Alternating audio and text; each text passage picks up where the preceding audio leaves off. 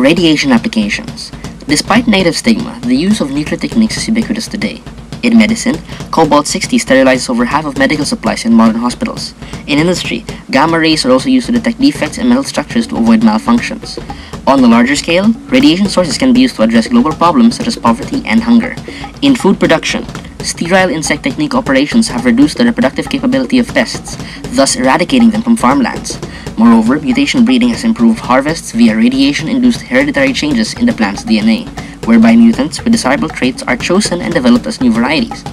Going over into food storage, sufficient doses of radiation kill microorganisms, and so radiation sources can extend the shelf life of food products by as much as a factor of 2. Modern fridges around the world even use UV lights in vegetable compartments to keep the produce fresh as long as possible. The science of our times has shown use of radiation sources as safe and beneficial to mankind. Perhaps it's time we got over our fear of the word nuclear and gave radiation a rebranding.